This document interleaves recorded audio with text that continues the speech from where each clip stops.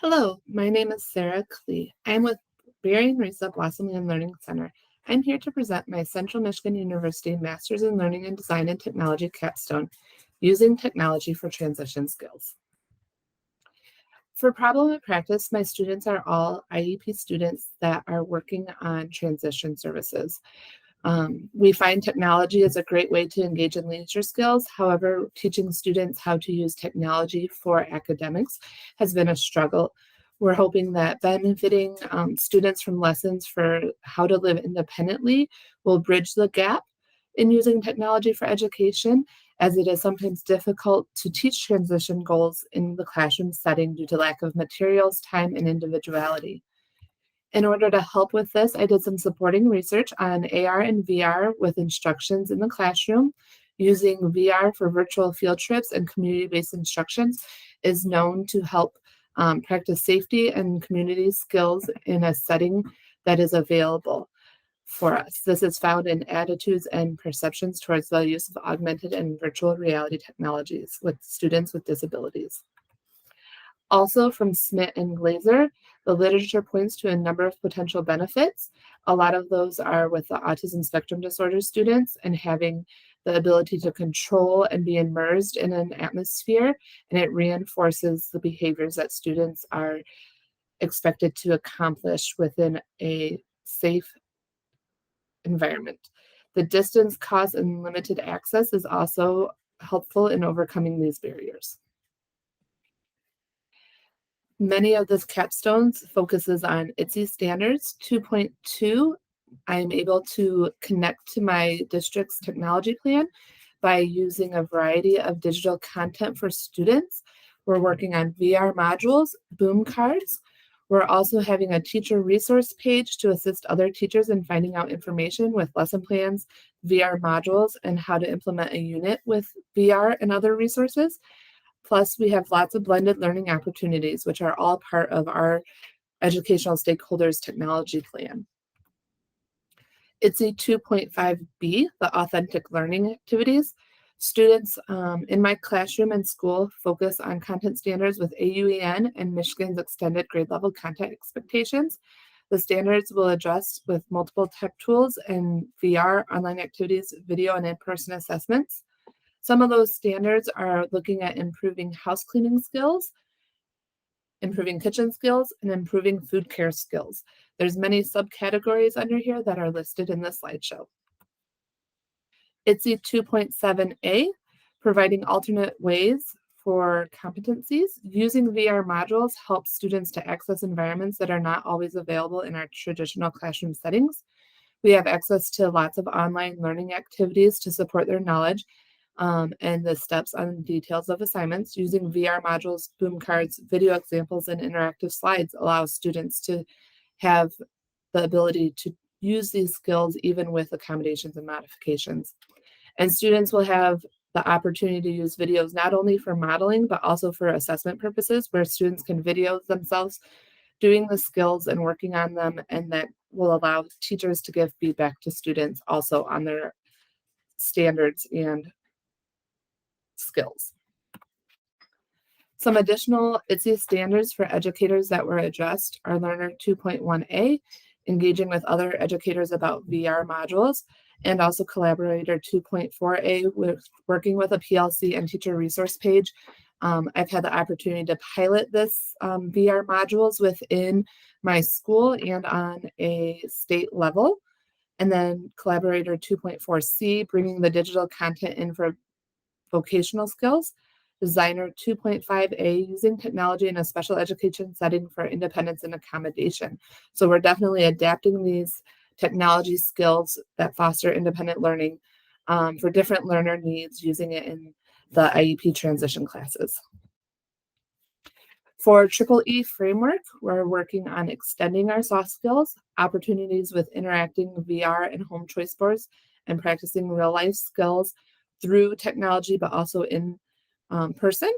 Enhancing, we're scaffolding many activities. Boom cards offer self-correcting activities, lots of sample examples for students to review, and using a variety of tools to help learner needs. For engagement, we have lots of motivating activities such as video examples, online engagement, and self-paced. The ability to bring my students' favorite activities for leisure on technology into an academic setting is very engaging for them. They're familiar with these tools. They like using iPads and Chromebooks and those kind of items for leisure. So seeing how they can be used in an academic setting, they're already engaged in it. Self-paced, the students are able to come back to the units some over course of months at home and in person in the classroom, and students are able to either do one unit at a time, or if they finish that unit, they can continue to the next units and reviewing them multiple times. Differentiating and accommodating. This capstone is created for students with special education services and IEP transition plans.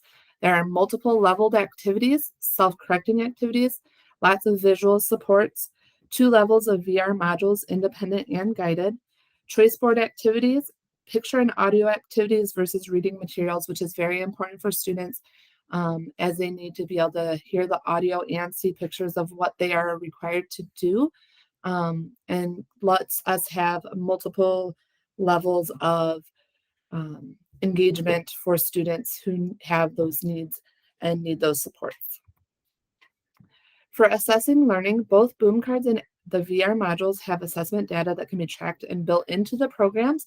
On boom cards, we can track both how many times they've played, how much mastery they have, the time and average score that it's taking them to complete the decks. And then with the VR modules, you can see that it tracks all the skills and if they've accomplished the skill within the module or if they need to go back and correct it. And we can use that as data.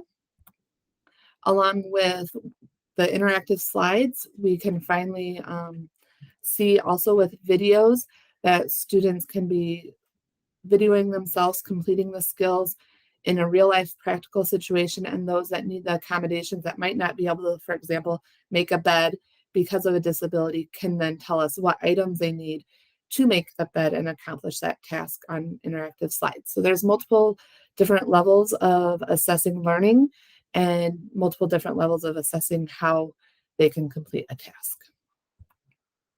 Here's a list of my resources, but now let's move on and show you my capstone project using technology for teaching life skills.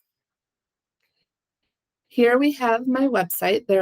This is the home page talking about the skills that we're going to learn, and there are video or audio notations here to let the students know what this says right down here, the Let's Learn Life Skills, so they can either read it or hear it. And then there is a to-do list, and that is also video or audio recorded as well. So each unit, there are 3 currently on here. There is using the microwave, cleaning the bedroom, and putting away groceries. All the steps are exactly the same. There's 5 things to do. You're going to watch a video, do 2 boom decks, play the VR modules, pick 1 Google slide activity, and the final project is to make a video or do the choice board. I set the units up exactly the same so that students are familiar with what they are required to do. And after a student has maybe walked through a unit with a teacher, they can continue to improve their skills by knowing the steps that they are to complete, and having that similar feel throughout the modules is very beneficial for special education students. We go to a module, so for instance, using the microwave. And as I said, we're going to watch a video first, and each step has the audio recordings for instructions and a picture of what to do, a picture notation. So we're going to watch a YouTube video. We're going to visit Boom Learning and complete one of the self-correcting decks. So when you click on the image, it allows you to go through and play. So we're going to start the deck. This gives you instructions of how to set the time on the microwave, and then you go through and you set the time, 1 minute, 30 seconds. And if you do something wrong, it tells you incorrect answer, and instead I have to hit start, and it tells me nice job. So when we go back to the website after we have completed our boom decks, there's 2 of them. Students will play this VR module, And within this VR module, it says install game. If you haven't installed the game, it'll prompt you to download the Steam application, which hosts and houses all the modules for VR. And there are currently more than 3 as I plan to expand my units. And since I already have Steam available, I click open and then the VR modules are brought up. And you're able to go through and play those. And on the teacher things page, there is examples of those that I will go through in just a moment. Next thing is to share our knowledge. You can pick Google Slides and complete either of these, either selecting and sorting images or going through the task analysis. So when students click here, it's going to ask them to make a forced copy, and they will just put the clean microwave pictures to there and the dirty microwave pictures over here. On this one, they will order the steps in the order that needs to be done. And then finally, the last step is to practice your skills at home and showing off your skills. You can either choose to work on the choice board, or you can create a video of yourself, for instance, using the microwave. And now to look at the Teacher Things webpage. This goes through who the lesson is for, which is 18 to 26-year-olds with moderate to severe cognitive impairments. And it explains the 3 functional units that are currently on this website. It walks through the activities we're doing. It tells us that we're going to do the 4 steps that we're completing. And then it has lesson plans for the teachers that have I can statements, IEP objectives, the lesson outlines, and the VR navigation keys within those lessons. And right below the lesson plans are the students will be able to statements for each lesson. Here in the yellow is a VR module help guide link. When you click on this link, it has helpful tutorial information of how to download Steam, how to navigate each of the links. It also has more details about what are in the VR modules and how to help students through those. Right here are the walkthrough videos for each module that is currently in these units. The videos show you how the students view when they are downloaded and working in them in the independent module. The guided module has some audio recordings of telling the students step by step how to walk through them. In these modules, it's just showing us the students completing the activities. And then we have our important links, our ITSE standards, definitions of what Boom Learning is. This goes to the website and shows you how to get on it.